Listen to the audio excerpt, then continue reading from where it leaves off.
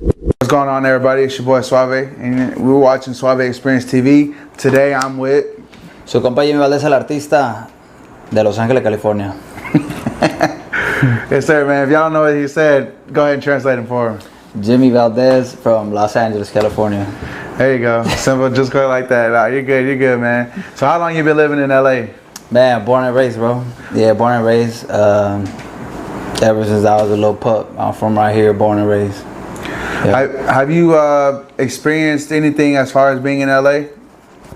As far as, I guess, while you're upcoming and things like that?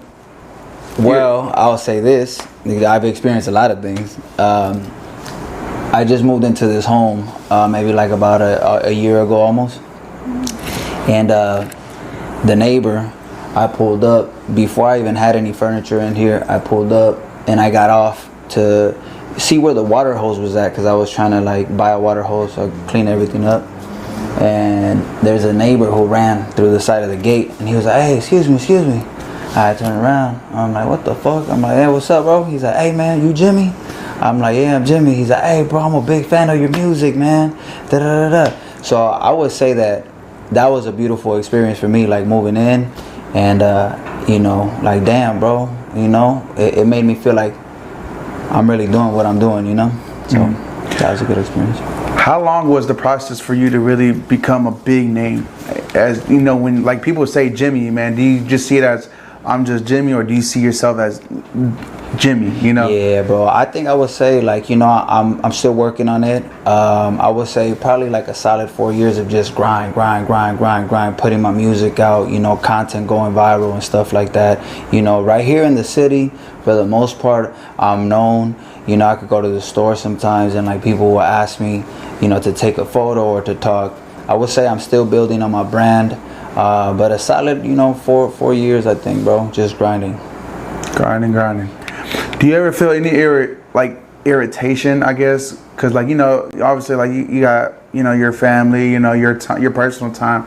Do you ever get irritated when people just, you know, be coming up to you and things like that? Like, you know, trying to take a picture, trying to like that. Like, you know, you're just trying to enjoy your day. You know, how do you usually feel about that? Well, you know, sometimes, bro, for me, it's like, I feel like it's a moment to speak to somebody, you know? Like, they walk up on me and they say, hey, man, you know, I'm sorry to bother you. You know, your music really inspires me. Your story really inspires me.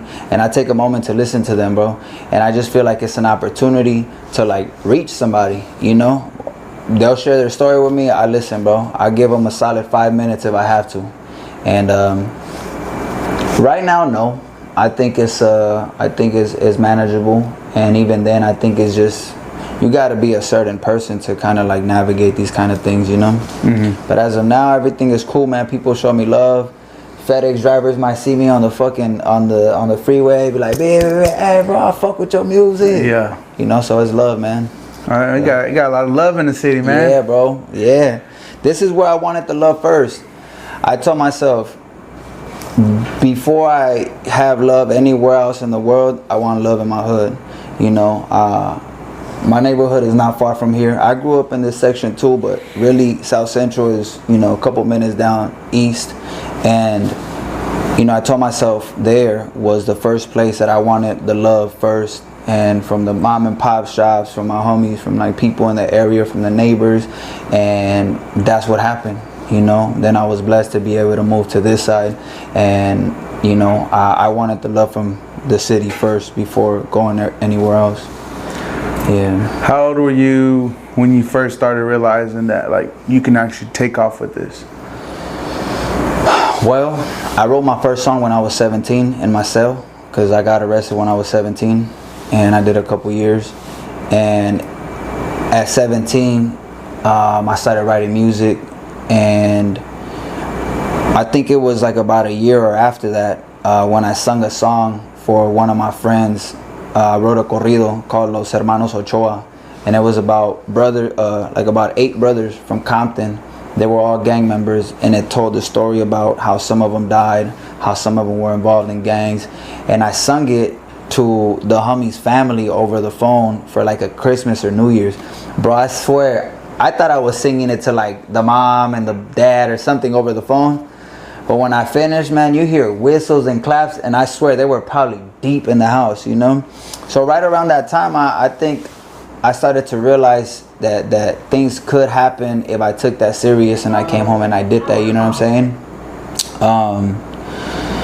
But I think I would say around 17, 18 was when I first thought about it.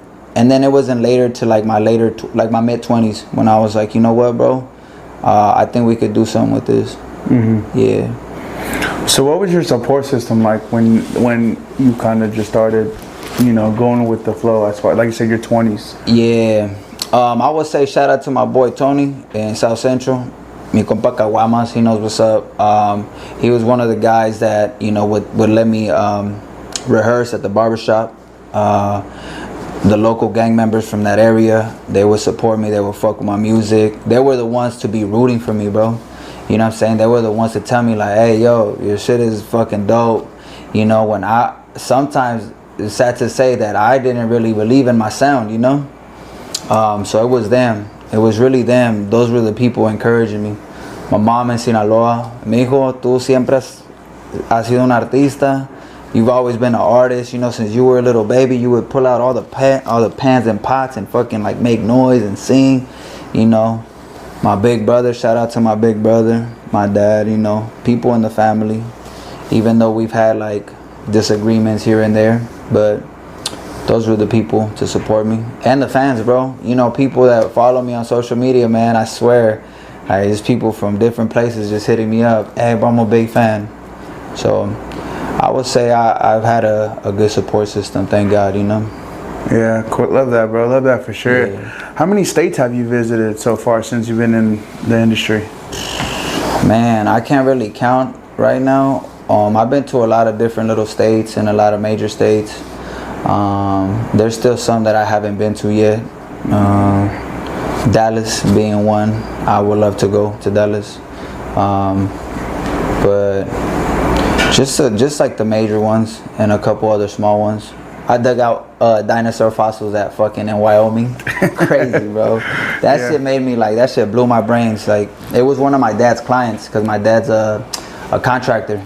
So they told my dad, you know, like, hey, Jaime, you know, they're archaeologists and shit. They're like, hey, we're going to Wyoming and we're gonna go dig out dinosaur fossils and whoopty whoops. Like, we got a space to take one more person. Would you like Jimmy to go? And I used to go work with my dad, so they developed a relationship with me. Yeah, so I went out to go dig out dinosaur fossils in Wyoming and shit. And that one really fucked me up because I'm like, bro, I was just in South Central. Now I'm digging out dinosaur fossils. If this is real, like, God gotta be real. There's no way, bro, you know? And like my faith really grew, bro. Like, I'm seeing real dinosaur fossils. But yeah, I've been to like Wyoming, South Dakota, all the little small places here and there, Chicago, New York. Miami, I was supposed to fly out, but we're still going up there. Yeah, a couple places and shit. Love that. Now, running it back on Dallas, man, what's your expectations for Dallas? Obviously, like, you've never been. What do you feel like that experience is going to be like when you go? Man, bro, good people. You know, good people, good food, beautiful girls, music, and whatever the culture might be. I don't know exactly what the culture might be, but the homies might put me onto some stuff that I'm like, damn, that's what's up, man. That's how you roll over here, you know. I look forward, but nothing but, you know, love, positivity, and greatness, bro. You know, and connecting with some of my folks, you know. There's other Mexican folks over there. And there's a Dallas Mexican kid, a Dallas Mexican American kid, and there's a LA Mexican American kid over here, you know. So it's like meeting, it's like, damn, we're kind of different, but we're like the same, you know. So for me, I look forward to those kind of things, just connecting with my people, bro. For sure. Yeah. What do you feel like the politics would be like between Dallas and Cali? Because I know they're different. They're very different. Yeah, I mean, honestly, bro, there's always politics, but to me, it's like, I really don't know what to expect on that end. I know that, I don't know. I know that there's certain places I'll go and they really for sure won't fuck with me, you know, just based off where I'm from. But I don't know what to expect on that end. But you know, where there's love is love, and there's respect, and I always got to take care of mine, and that's just it, bro. You know, like, it's whatever we on, you know what I'm saying? Is respect or it's not. But I expect, like I said, I always carry myself in a good way, so I would expect love and respect to be received back the same way you're giving it, the same way you expect it to be received. That's it, bro. You can never go wrong, bro. You know, it's just always about communication too. You know, I'm here. I'm about my way. I'm about the You know, there's always a way. If you're like that, you know how to communicate. You know what I'm saying? But yeah, bro. Like street politics and shit like that. I don't know what it would be for somebody coming from the South, you know what I'm saying? Yeah. Southern California, but yeah. Gotcha, yeah. And I know it was probably a lot different. That's how I was debating, you know, like the politics wise, you know, where we can and where we can't go. Yeah. So that's where I was kind of like, I was explaining to my cameraman about that. But, you know, at the end of the day, you know, like you said, bro, we come up with respect, you know, that's all it is. That's what it is, bro. And you gotta understand, you know, you're not in your neighborhood, you're not in your house, you gotta watch how you talk, you know what I'm saying? And that's it, bro. I feel like when you move like that, you'll have no problems nowhere, you know? I go to I'm in Chicago, I'm in the trenches, I'm with good people, you know what I'm saying? They are the ones that know how to navigate the city. So I'm always in good hands, you know? And like I said, I'm always about respect, and I stand on business too if I have to, you know what I'm saying? So I feel like I could move anywhere and be all right, you know? And as long as, you know, you're on your P's and Q's. Yeah, 100%, 100%. Yeah, most definitely. Right now, I know we're kind of going a little bit over in the loop, but I'm going to backtrack again one more time. You were talking about, man, your story about how you got incarcerated and things like that. Can you elaborate more, not on what you did, but more on the angle that you took to better yourself and become where you are in the position that you're in? For sure, bro. I think what really did it for me was my core group of friends, which was about 5-6 individuals. They all got hit at once for a murder charge, and most of them were talented people, right? Most of them were talented people, and they were writers, musicians, but obviously we were all involved in wrong things that in this point led to the incarceration of all of them for a murder.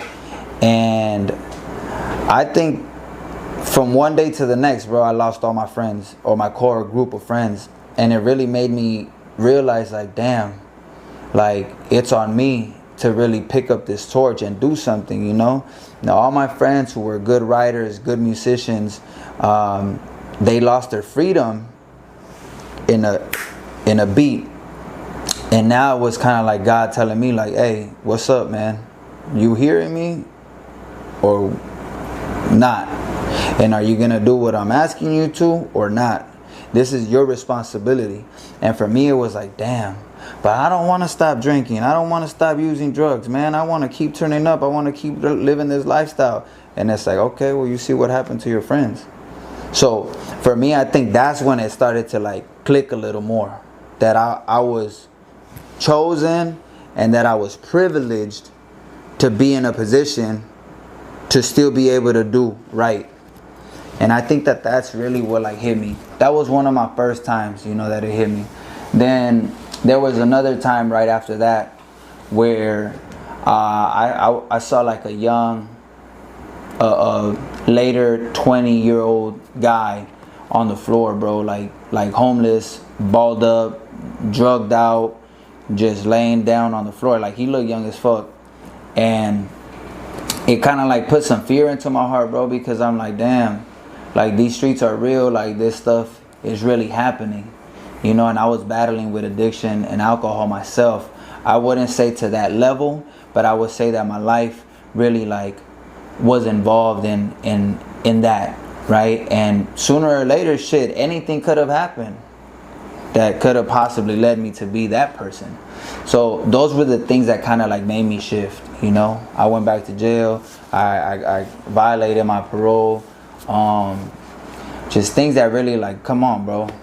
You can't get too many chances after you done did all this time already, you know. So yeah, I think that's kind of like what led me into like, all right, let me focus on my career. Let me focus on my journey and my mission. Yeah. What, I guess my thing is going to be, what's your take on when people tell you they feel like they don't have a choice?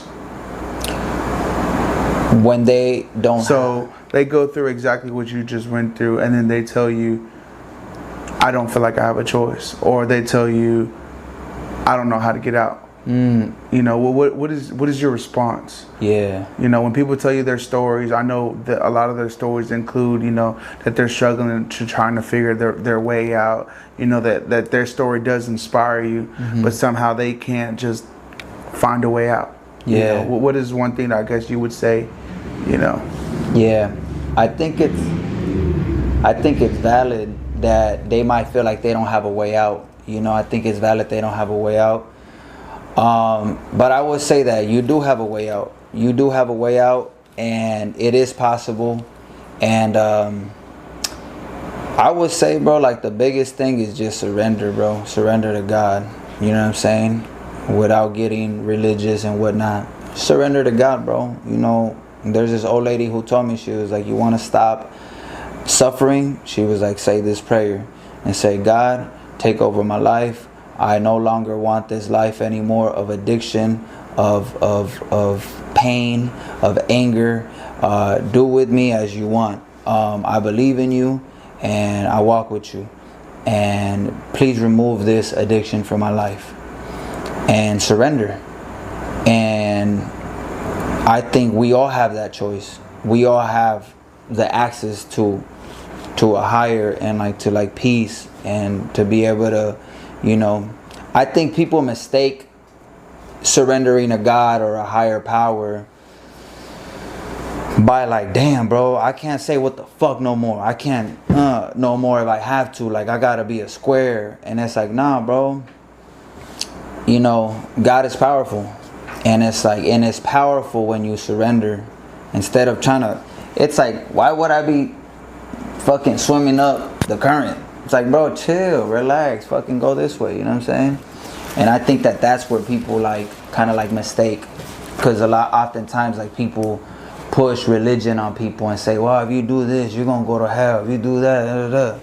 But I learned that in you know, in the sobriety and the Alcoholics Anonymous meeting, and it allowed me to, you know, get better. So yeah, we all got a choice. We can, bro. You just gotta fucking grab your balls and say, you know what, I'm done with this life and not do this shit no more. You know, it's fucking up my mom, my dad, my family. I'm doing stupid shit, you know what I'm saying? I'm wasting money, I'm wasting my talent. We all got a choice. You gotta just man up and do it. Yeah.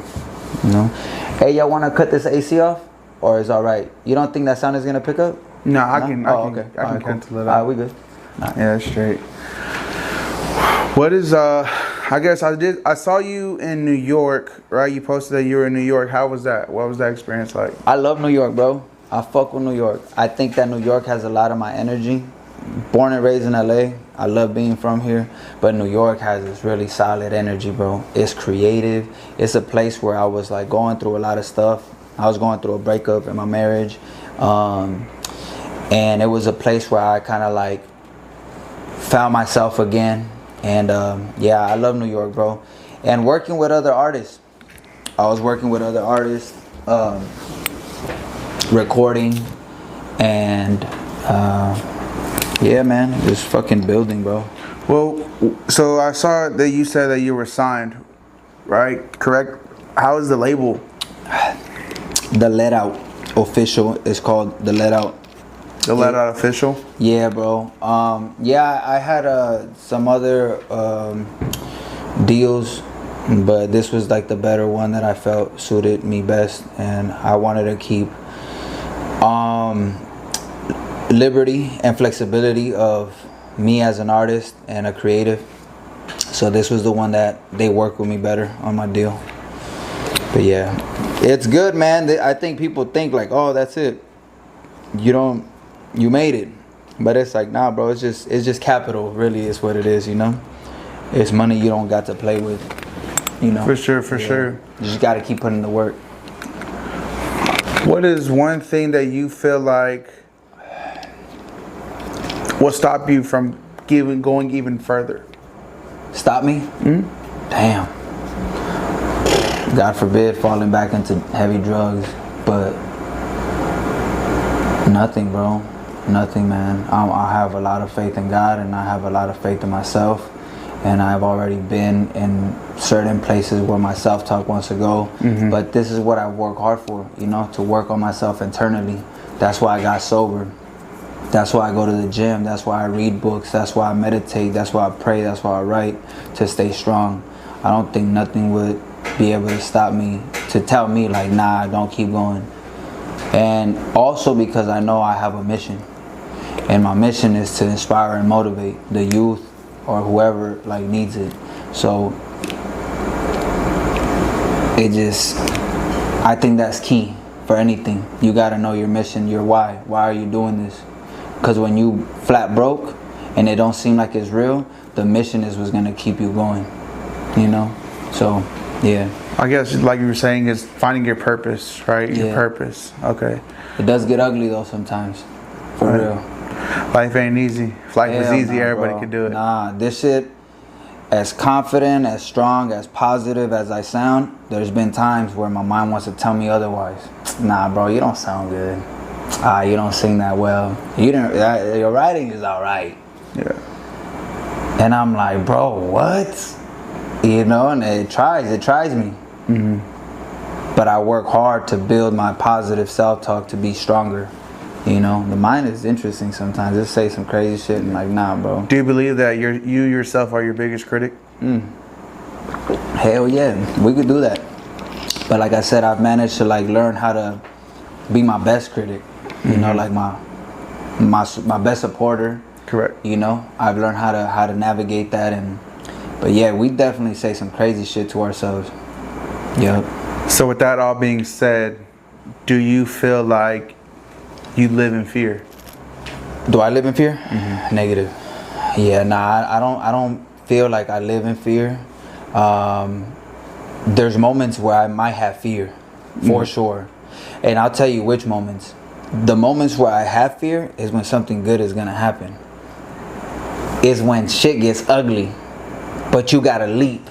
Cause you know that if you leap, then something better is gonna happen. Does that make sense? It's kind of like the fear of the unknown. That's it. And you got, you know, your regular fear, like, of course, but it's like fearing the unknown is what you're going for. Yes. Right. So speaking on that, it's like, what's the biggest leap that you've took actually to, you know, and knowing that it was like, it's either this or nothing, you know? Yeah. So kind of like, what step was that? That's a great question. My biggest one was leaving my 9-to-5 entirely. Leaving a 9-to-5, which is probably now like 7 years ago.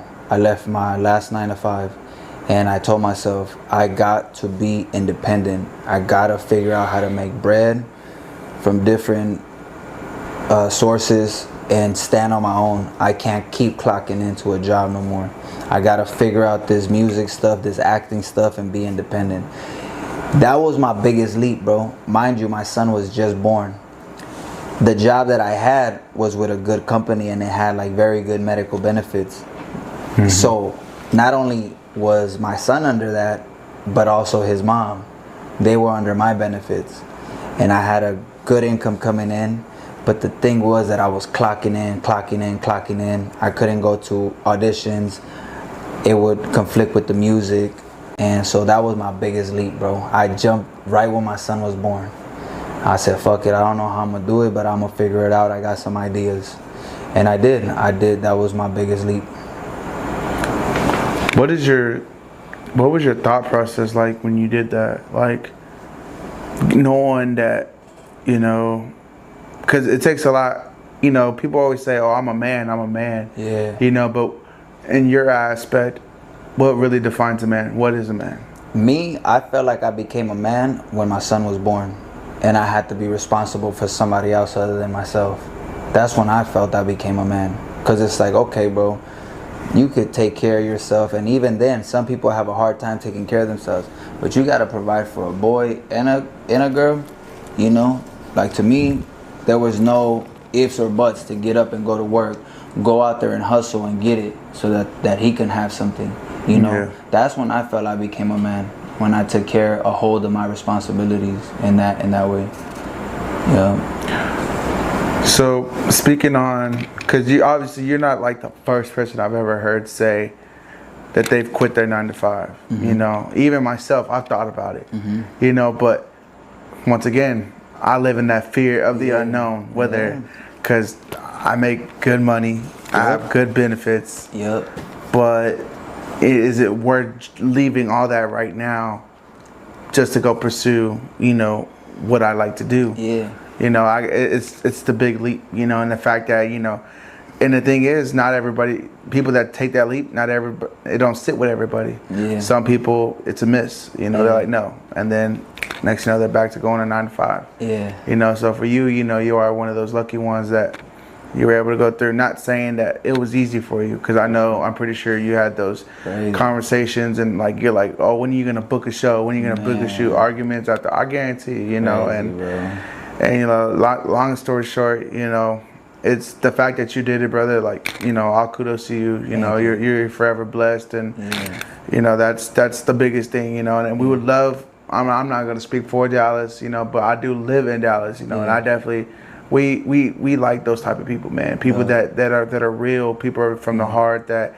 actually are standing on what they mean, you know, and those type of people, you know, you get a lot of love in Dallas. Respect, like that, bro. For sure. Hell yeah. So, you know, if we need to, you know, figure out a way to book some shows for you, find you a promoter, or, you know, you got your own label, you know, y'all guys can do that on your end, bro. But in Dallas, bro, I'm telling you, bro, you need to come out. Thank you, bro. You're gonna have a lot of love for sure. No, that's mandatory. So, hey, man, I do appreciate this interview with you, dog. Man, I do appreciate you. Shout out to Freshline as well for booking out this interview. Man, Jimmy boy, keep doing your thing, man. For sure. I appreciate you, man. You know, you have a whole story, you know, and your book isn't done. You know, you keep writing, you know, onto the next chapter in life. So, you know, it's only up for you. That point. So, you know, definitely speaking not only for, you know, me coming from Dallas all the way to LA, man, it was definitely worth the trip. That's right. To hear all this, you know, coming from you. So I do appreciate you, man. Thank you so much. Thank you, bro. I appreciate it. Yes, sir. Yeah. All right. Go ahead.